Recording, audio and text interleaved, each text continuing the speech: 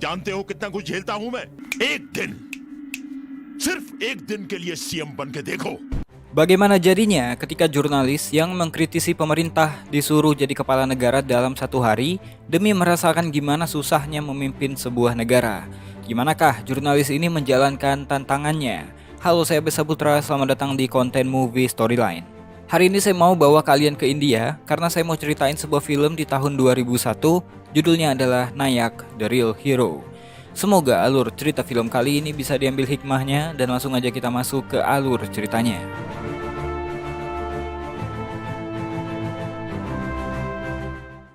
Film ini menceritakan seorang pria bernama Shivaji.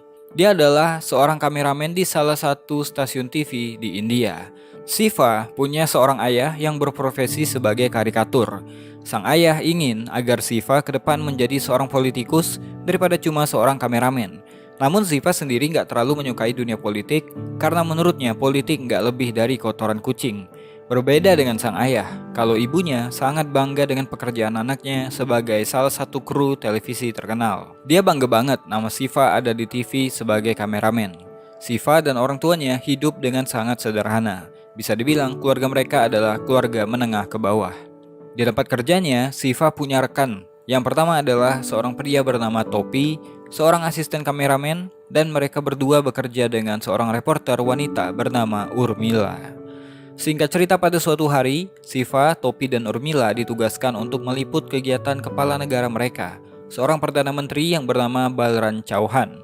Di bawah kepemimpinannya, banyak yang mengeluhkan birokrasi yang gak berjalan dengan baik, apalagi korupsi terjadi di semua sektor pemerintahan, termasuklah diduga Balran juga ikut terlibat. Balran punya sekretaris bernama Bansal. Dia ini cuma terpaksa mengikuti keinginan Balran, walaupun kadang-kadang bertentangan dengan hati nuraninya. Sebagai Perdana Menteri, Balran sangat sombong dan angkuh.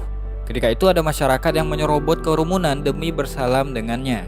Dan karena berdesak-desakan, akhirnya nggak sengaja kukunya melukai sedikit tangannya Balran. Setelah dia masuk mobil, Balran memperbolehkan orang tadi untuk mendatanginya dan kemudian membukakan jendela. Namun, bukannya bersalaman, dia malah mematahkan tangan orang tersebut. Singkatnya, Balran sampai di desa lainnya di mana Shiva dan timnya udah siap untuk meliput. Balran berjalan bersama Direktur PLN untuk mengawasi proyek lampu jalan. Menurut Direktur PLN, sudah sejak setahun yang lalu lampu-lampu itu dipasang. Lagi asik ngobrol, tiba-tiba di tengah kerumunan, seorang wanita bernama Manjari mengatakan bahwa Direktur PLN itu berbohong karena lampu jalan baru aja dipasang kemarin sebelum Balran datang berkunjung. Terlebih lagi, belum ada listrik yang masuk ke desa mereka. Mendengarkan keluhan langsung dari masyarakat, Balran pun memerintahkan kepada Direktur PLN untuk segera mengaliri listrik ke sana. Namun di belakang, Balran mengatakan kepada menterinya untuk memutusnya kembali 2 hari ke depan. Karena ternyata Balran udah deal-dealan dengan kontraktor yang udah ngasih dia uang 4 juta rupiah untuk kampanye kemarin. Keberanian Manjari membuat Shiva jatuh cinta pada pandangan pertama. Pada suatu hari, ada rombongan mahasiswa tengah menunggu angkutan umum datang. Tapi karena bisnya nggak mau berhenti, mereka pun mengejarnya sampai di lampu merah. Ketika mereka berhasil menaiki bis tersebut, terjadilah keributan antara seorang mahasiswa dan si pengemudi, sampai akhirnya si pengemudi mendorong mahasiswa tersebut hingga terjatuh dan mengakibatkan luka di kepalanya. Karena kejadian tersebut, mahasiswa yang ada di sana mengamuk dan terjadilah bentrokan antara mahasiswa dan supir bis. Sementara itu, Shiva dan Topi yang kebetulan ada di jalan yang sama langsung meliput kejadian itu. Dalam waktu yang singkat, keributan semakin meluas. Massa yang berkumpul semakin ramai dan mengakibatkan macet yang amat panjang. Bahkan komisaris polisi yang langsung turun ke TKP pun gak bisa meredam ketegangan. Komisaris ini langsung menghubungi Perdana Menteri Balran untuk meminta izin agar dapat melakukan tindakan dan penahanan terhadap pihak yang bertikai. Namun parahnya, Balran bukannya memberikan solusi, dia malah memerintahkan pihak kepolisian untuk berdiam diri karena dia nggak mau salah satu dari pihak yang bertikai itu dirugikan. Menurut Balran, pemilik perusahaan angkutan umum itu adalah milik anggota partainya, sementara mahasiswa adalah bagian dari pendukungnya, yang mana bila salah satu dari mereka dirugikan, maka akan berpengaruh terhadap pemilihan nanti karena berdampak terhadap suaranya di pemilu. Untungnya, Shiva berhasil merekam hampir semua momen-momen penting di kejadian ini. Baik provokasi yang dilakukan oleh para supir yang mengajak semua supir angkutan umum mogok kerja, sampai rekaman percakapan antara komisaris polisi dan Balran yang memilih membiarkan baku hantam terjadi. Bansal sebenarnya udah mencoba untuk memberikan masukan kepada Balran, namun dia nggak mau mendengarkannya. Balran memilih untuk membiarkan mereka saling menyerang dan menjarah, karena setelah lelah, mereka akan berhenti dengan sendirinya. Siva yang melihat salah seorang mahasiswa yang terluka di jalan itu pun langsung memberikan pertolongan dengan menggendongnya menuju rumah sakit terdekat. Hingga akhirnya, pemuda yang bernama Kumar ini pun berhasil diselamatkan. Tindakan heroik yang dilakukan Siva dijadikan sebuah berita. Di tengah penjarahan dan penyerangan, masih ada orang baik yang berhasil menyelamatkan seorang mahasiswa yang terluka parah. Berita itu pun tersiar ke seluruh penjuru negeri. Manjari yang melihat berita tersebut mulai jatuh cinta pada Siva. Berkat dari kejadian tadi, akhirnya Siva pun dipromosikan dari seorang kameramen menjadi wartawan berita senior oleh atasannya di stasiun TV. Di hari yang lain, Siva yang jatuh cinta pada Manjari menyempatkan kembali ke desa untuk lebih kenal dengan wanita idamannya itu. Singkatnya, karena perkenalan demi perkenalan, membuat hubungan mereka semakin dekat hingga Siva memutuskan ingin melamar Manjari. Namun sayang, tawaran itu ditolak mentah-mentah oleh orang tua Manjari karena mereka hanya ingin menikahkan putrinya dengan seorang PNS. Di lain hari ketika di kantor, Siva dipanggil oleh pimpinan redaksi dan diberitahu bahwa saat ini Siva dipercayai untuk memegang sebuah acara eksklusif yang tayang secara live, yaitu wawancara langsung dengan Perdana Menteri Balran. Mendengarkan hal ini, Siva kaget banget karena dia belum pernah melakukan wawancara sebelumnya. Apalagi yang diwawancarai ini adalah seorang pemimpin negara. Namun tetap saja pimpinan redaksi mempercayakan dirinya untuk tugas ini. Siva pun mempersiapkan dirinya untuk tugas berat tersebut. Bahkan gak jarang dia berlatih di depan cermin. Sampai akhirnya hari yang ditunggu pun tiba. Perdana Menteri Balran hadir di studio TV dan Siva membuka acara dengan penuh percaya diri. Kemudian Siva langsung memberikan pertanyaan pertama yang mempertanyakan tentang janji-janji kampanye pada pemilu kemarin. Janji-janji manis itu ternyata berujung pada kekecewaan. Balran menjawab bahwa saat ini setiap keluarga memiliki TV di rumahnya dan setiap desa memiliki listrik dan air bersih, punya kendaraan yang keren dan menggunakan sepatu yang bagus, bahkan makan-makan enak di McDonald dan banyak lagi hal lainnya. Itu membuktikan di bawah kepemimpinannya, standar hidup masyarakat mengalami peningkatan. Namun dengan berani, Siva membantahnya. Dia mengatakan hari ini petani nggak bisa makan 2 kali dalam sehari. Boro-boro beli burger di McDonald. Selain itu nggak ada buruh yang menggunakan kendaraan. Mereka berjalan di bawah terik matahari. Yang kaya semakin kaya dan miskin semakin miskin. Bahkan banyak anak-anak yang jadi pengemis di lampu merah. Balran pun mengatakan bahwa sejak kepemimpinannya, pendapatan negara malah naik menjadi 64%. Tapi Siva membalas, seiring dengan hal tersebut, angka kejahatannya pun juga turut meningkat. Intinya dalam wawancara ini, segala hal yang dijelaskan Balran dibalas oleh Siva dengan fakta-fakta yang ada di lapangan. Ketika Siva meminta penjelasan pada Balran mengenai pendapatan orang di desa-desa masih sangat sedikit, yaitu hanya 3 rupiah per hari, Balran membantah keras dengan menantang Siva untuk membawakan bukti-bukti terlebih dahulu sebelum bicara sembarangan. Secara mengejutkan, Siva mengeluarkan beberapa laporan valid yang telah dia kumpulkan dari berbagai sumber. Lalu mengatakan bahwa pinjaman yang telah diberikan Bank Dunia pada pemerintahan Balran tidak sampai pada masyarakat. Namun semuanya habis dimakan oleh para menteri, sehingga Bank Dunia akhirnya menolak pinjaman kembali dari India. Wajar aja, apalagi India masih menjadi negara paling kumuh di dunia. Lalu Balran beralasan dengan mengatakan bahwa Bank Dunia saat ini memang sedang mengembargo negara bagian. Ketika Siva bertanya alasan Bank Dunia melakukan itu, Balran mengatakan dia nggak perlu menjelaskannya pada Siva, ia hanya akan menjelaskannya pada masyarakat. Lalu Siva dengan santai mengatakan saat ini masyarakat tengah menonton dan Balran bisa menjelaskan pada semua masyarakat lewat TV. Tapi Balran malah mengatakan hal ini sangat rumit untuk dijelaskan. Siva nggak berhenti sampai di situ. Dia menanyakan latar belakang pekerjaan Balran sebelum dia menjadi seorang Perdana Menteri. Balran menceritakan bahwa dia berasal dari keluarga petani. Lalu Siva bertanya dengan besaran gaji seorang Perdana Menteri yang cuma 18.000 rupiah setiap bulannya, kenapa Balran mampu memiliki properti seharga 5 miliar rupiah? Dari mana semua uang itu berasal? Balran pun kaget mendengarkannya. Balran langsung berkata jika Siva mempermasalahkan hal itu, silakan ajukan kasusnya ke pengadilan. Siva benar-benar menelanjangi Balran di depan publik dengan menampilkan sebuah rekaman kerusuhan supir versus mahasiswa kemarin.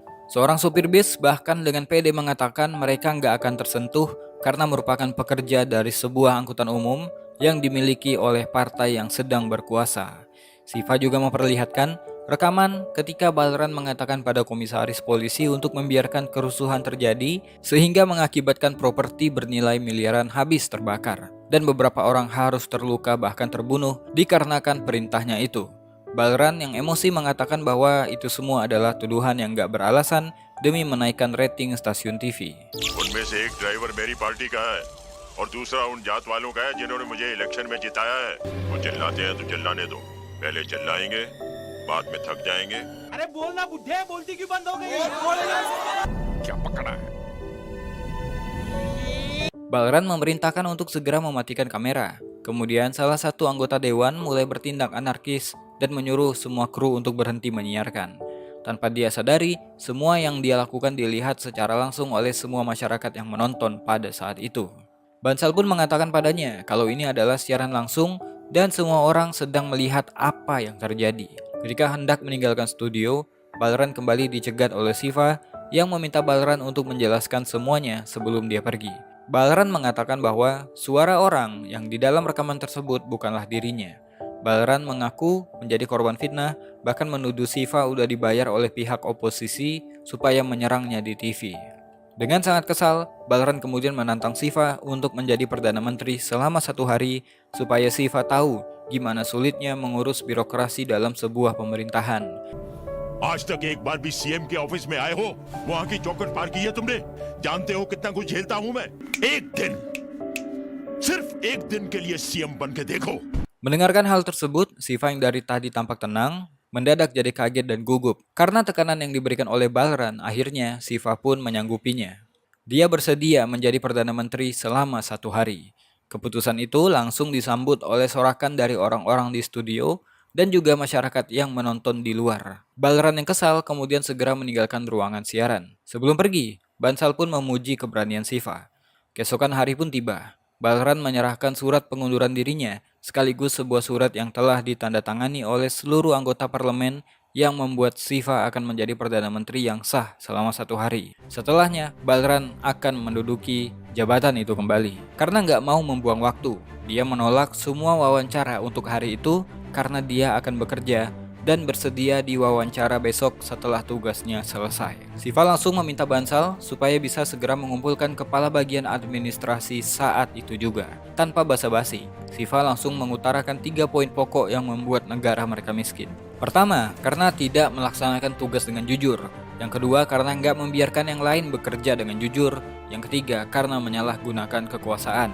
Kemudian, Siva menginstruksikan kepada semua kepala lembaga untuk mengumpulkan semua aduan masyarakat terkait kinerja para pejabat yang penjilat, korup, dan sering melakukan suap. Semua nama-nama itu harus terkumpul di mejanya dalam waktu 1 jam. Lalu Bansal menyela dan bertanya, untuk apa semua nama-nama itu dikumpulkan? Lalu Siva pun mengatakan bahwa Siva akan memecat mereka semua. Setelah pertemuan itu, Siva langsung gerak cepat menuju perumahan kumuh. Dia nggak mau lagi melihat ada perumahan kumuh di negaranya, karena seharusnya setiap masyarakat dapat dibantu oleh pemerintah agar mendiami rumah yang layak huni. Tanpa pikir panjang, Siva langsung memecat seorang developer yang kedapatan telah menggelapkan uang perumahan yang harusnya diberikan pada masyarakat, malah dibagi-bagikan kepada para PNS, sehingga dari 2000 unit yang sampai ke masyarakat miskin cuma 20 rumah saja. Surat pemecatan langsung diketik saat itu dan langsung ditandatangani. Para penghuni rumah ilegal tersebut pun langsung dibersihkan dan disuruh meninggalkan rumah yang seharusnya dihuni oleh orang-orang miskin. Kemudian Siva melakukan inspeksi mendadak ke pasar tradisional dan menemukan kecurangan yang dilakukan oleh salah satu pedagang. Dia lalu mencabut izin dagang orang tersebut langsung di tempat. Siva juga memerintahkan Bansal untuk menyaring toko-toko besar yang nggak menyetorkan pajak penjualannya. Karena melihat hal itu di TV, para pengusaha pun langsung menyetorkan pajak penjualan mereka karena nggak mau izin usaha mereka dicabut. Melalui media, Siva juga memberikan nomor pengaduan masyarakat yang dibuka selama 1 jam dan pengaduan itu akan langsung ditangani oleh dirinya sendiri. Gak butuh waktu yang lama, Siva mendapatkan penelpon pertama yang mengeluhkan lambatnya penanganan seorang dokter di sebuah rumah sakit. Siva kemudian meminta dihubungkan dengan salah seorang pegawai dan didapatkanlah penjelasan bahwa dokter yang harusnya standby di rumah sakit selalu mementingkan klinik pribadinya dan menomorduakan rumah sakit. Siva lalu mengirimkan fax pemecatan dokter tersebut dan meminta sekretaris Bansal mencarikan seorang dokter pengganti.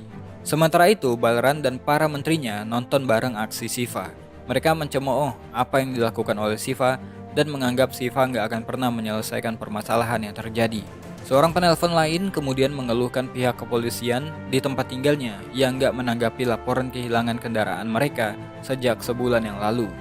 Langsung aja, Siva menghubungi kantor kepolisian tersebut. Setelah memastikan duduk perkara kronologi dan sikap si polisi, Siva memutuskan bahwa polisi itu nggak punya integritas sebagai pelayan masyarakat dan surat pemecatan pun langsung dikirim detik itu juga. Penelpon berikutnya datang dari seorang mahasiswi yang mengeluhkan sekumpulan preman setiap hari melakukan tindakan pelecehan di kampusnya, namun pihak kepolisian hanya mendiamkannya saja. Menganggap ini merupakan masalah yang serius, Siva kemudian mendatangi kampus tersebut. Siva langsung melihat kumpulan mahasiswi yang telah terluka akibat kerusuhan yang dilakukan oleh para preman. Diketahui, ternyata pihak kepolisian gak berani menyentuh kepala preman itu karena terkenal kejam dan punya relasi di pemerintahan. Kedua polisi ini pun dipecat dan Siva langsung menuju kediaman si preman yang bernama Ranga. Siva pun melawan semua preman di sana dan berhasil menangkap mereka semua untuk diamankan pihak kepolisian. Setelah semua itu, Siva kembali ke kantornya. Bansal pun melaporkan bahwa ada sekitar 2,5 miliar yang terkumpul dari pajak penjualan. Siva kemudian menyuruh untuk menganggarkan seluruh uang tersebut demi kesejahteraan masyarakat. Di ruangannya, Siva mendapati semua berkas keluhan masyarakat yang dia minta di rapat tadi pagi. Di sana, telah ada setumpuk berkas di mejanya. Siva kemudian memerintahkan Bansal untuk memecat sebanyak 45.000 orang yang namanya terdapat di sana. Dan sebelum masa tugasnya berakhir, Siva kemudian menuju kediaman Perdana Menteri Balran. Di sana dia mengamankan 12 menteri atas tindak pidana korupsi. Gak sampai di situ, Siva akhirnya memerintahkan polisi untuk menangkap akar dari semua permasalahan di pemerintahannya, yaitu Perdana Menteri Balran, di waktu 5 menit sebelum masa pemerintahannya habis. Setelah itu, tugas Siva sebagai Perdana Menteri sehari pun berakhir. Dalam waktu 1 hari, Siva memang berhasil menyelesaikan banyak permasalahan negara yang selama ini nggak bisa diselesaikan oleh Perdana Menteri Balran. Karena masa jabatannya hanya 1 hari, otomatis sesuai perjanjian, Perdana Menteri Balran akan kembali ke posisinya. Karena merasa muka dan karir politiknya dipermalukan habis-habisan oleh Siva, Balran pun merencanakan sesuatu. Dalam perjalanan pulang, Siva dihadang beberapa orang preman, dan terjadilah pertarungan yang hampir menewaskan sang Perdana Menteri 1 hari itu. Beruntungnya dia berhasil selamat dan berhasil meloloskan diri sebelum dibakar hidup-hidup. Ketika dia berhasil lolos dan ingin membersihkan dirinya, ternyata seorang penjaga warung mengenalnya. Dan dia terlihat sangat senang sekali karena ada Perdana Menteri 1 hari di hadapannya. Semua orang pun menyambutnya dan membersihkan dirinya dengan air susu. Seakan-akan Siva dianggap orang suci oleh mereka. Ketika sampai ke rumah, Siva disambut seperti pahlawan oleh ribuan orang.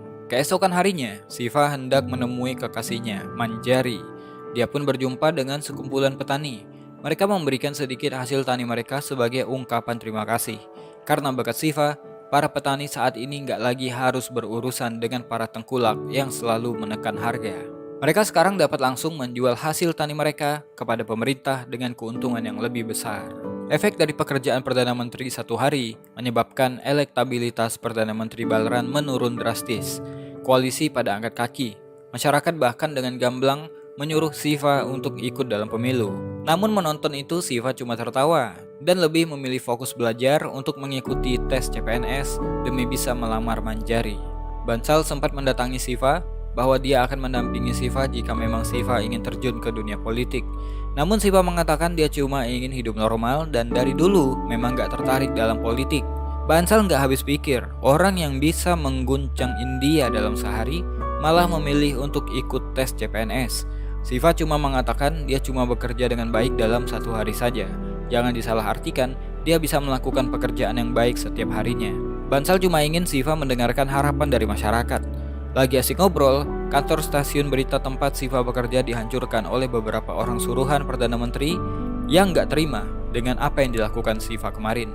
Semua tempat itu hancur berantakan dan bahkan mereka memukuli Siva hingga dia tidak sadarkan diri. Sementara itu di rumahnya terlihat ayah dan ibu Siva sedang mengeluhkan air dan saluran telepon mereka yang gak bisa digunakan karena mendadak mati, sedangkan hal itu gak terjadi di rumah tetangga mereka. Belum selesai sampai di situ, tiba-tiba datanglah seseorang dari pemerintah yang mengantarkan surat pembongkaran bangunan karena rumah Siva menyalahi aturan. Tentu aja itu semua cuma akal-akalan Perdana Menteri Balran yang ingin membalaskan dendamnya pada Siva. Singkatnya, Siva yang kembali ke rumah setelah mendapatkan perawatan dari lukanya, menyaksikan ibu dan ayahnya menangis di bawah runtuhan rumah yang hancur berantakan. Siva kemudian meminta ayahnya untuk membawa ibunya ke dalam. Siva pun berencana untuk melaporkan perbuatan Perdana Menteri Balran ke polisi dan ingin membawa kasus ini ke pengadilan. Tapi niatnya itu dicegah oleh Bansal. Siva dikasih tahu bahwa ini hanya akan berakhir menjadi tumpukan aduan yang gak akan pernah diselesaikan. Jalan terbaik untuk mengakhiri semua kekacauan ini adalah Siva mencalonkan diri sebagai Perdana Menteri pada pemilu mendatang melawan Balran. Tapi Siva kembali dengan idealismenya dan menolak untuk terjun ke politik. Mendengarkan hal itu, Bansal pun memilih pergi meninggalkan Siva. Keesokan paginya, Siva yang baru bangun tidur dikagetkan dengan kehadiran Bansal bersama puluhan wartawan dan ribuan masyarakat yang ingin mendukungnya untuk maju dalam pemilu. Di sana turut hadir pimpinan partai yang juga ingin mengambil kesempatan untuk mengajak Siva bergabung di koalisi mereka. Satu persatu mereka menawari Siva dengan uang tunai, tapi Siva tetap menolak. Pada waktu itu, Manjari juga datang bersama ayahnya karena mengetahui Siva dihajar oleh para preman. Ayahnya Manjari memberikan nasihat pada Siva untuk tidak terjun ke dunia politik karena politik adalah pasir hisap yang Siva nggak akan bisa keluar kalau udah tersedot ke dalamnya. Orang tua Siva juga menyuruh Siva untuk menjauhi dunia politik dan menikahi Manjari secepatnya. Bansal lalu membawa Siva untuk ikut dengannya supaya Siva melihat dengan mata kepalanya sendiri betapa banyak harapan di luar sana yang menanti kehadirannya. Kehadiran seorang pemimpin yang mereka dambakan. Pemimpin yang bisa menjunjung tinggi hukum dan menghadirkan kesejahteraan di masyarakat. Sosok Siva muncul memberi mereka harapan. Tanpa diminta dan dibayar, mereka semua hadir di sana untuk menunggu seorang Perdana Menteri baru yang akan membawa mereka ke masa depan yang lebih baik. Balran memberikan pencerahan pada Siva bahwa memang politik itu tempat kotor, tapi akan tetap menjadi tempat kotor sampai ada orang yang mau membersihkannya. Untuk apa jadi PNS kalau kemudian di masa depan mengeluhkan kotornya politik? Sampai ada seorang remaja yang udah menunggu Siva dari jam 5 pagi. हमारा देश भी मेरी तरह लंगड़ा हो गया है आप उसे उठाकर चला दीजिए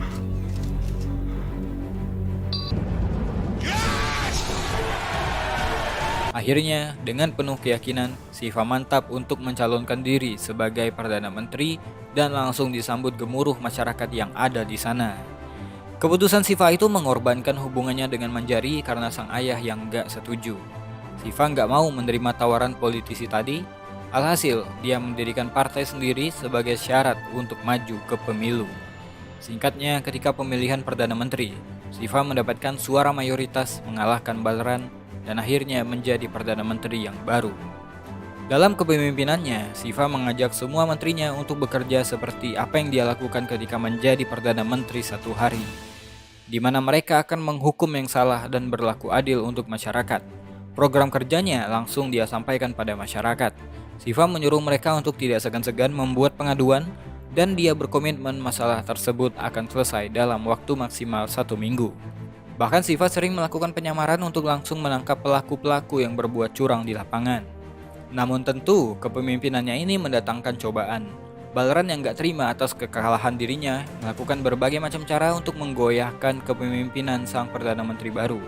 Siva sering menjadi korban percobaan pembunuhan, namun upaya itu selalu saja gagal. Pada suatu malam, ketika dia beristirahat di rumah orang tuanya, Bansal pun menelpon. Karena nggak ada sinyal, Siva pun keluar rumah. Disitulah baru kedengaran bahwa info dari Intel ada bom di rumah orang tuanya. Bom meledak ketika orang tuanya masih di dalam. Siva yang marah kemudian mendatangi rumah Balran keesokan paginya. Dia mengancam Balran dan berjanji bahwa Balran secepatnya akan mendapatkan ganjaran hukum. Balran yang merasa terancam kemudian memerintahkan komplotannya untuk memulai teror dengan melakukan pengeboman di berbagai daerah. Namun untungnya, dengan pergerakan yang cepat dan mengerahkan seluruh sumber daya serta tim penjinak bom, Siva berhasil menangani hal itu tanpa adanya korban jiwa dan semua bom berhasil dijinakkan. Namun ketika dimintai keterangan, Balaran dengan pintar mengatakan bahwa itu cuma akal-akalan dari Siva saja. Balaran mengatakan Siva lah yang membuat skenarionya sendiri, buktinya gak ada bom yang berhasil meledak, semua berhasil dijinakkan. Balaran mengatakan Siva hanya gak suka dengan koalisi 3 partai kuat dari oposisi. Siva pun kemudian berpikir bahwa dia gak bisa melakukan cara yang biasa untuk Balaran. Suatu hari, Siva memanggil Balaran ke istana. Siva kemudian menembak dirinya sendiri dan kemudian menyerahkan pistol itu pada Balaran. Akhirnya, Balaran harus dilumpuhkan oleh petugas keamanan dan mati mengenaskan. Siva merasa berdosa telah melakukan hal ini, namun Bansal mendukungnya karena ini harus dilakukan untuk membersihkan politik dari orang-orang yang kotor. Ketika Siva dirawat, Manjari dan ayahnya datang. Akhirnya, ayahnya memberikan restu karena selama ini dia cuma melarang Manjari bersama Siva akibat dari keegoisannya. Setelahnya, Siva pun memimpin pemerintahannya dengan adil hingga membawa India mengalami kemajuan pesat. Film pun selesai. Di luar lebaynya film ini, sebenarnya kita bisa belajar bahwa seorang pemimpin harus memiliki kepedulian dan tanggung jawab terhadap kebutuhan rakyatnya, serta berusaha untuk meningkatkan kualitas hidup mereka. Kita juga merindukan sosok pemimpin yang jujur, melawan korupsi, dan berjuang untuk kepentingan bersama.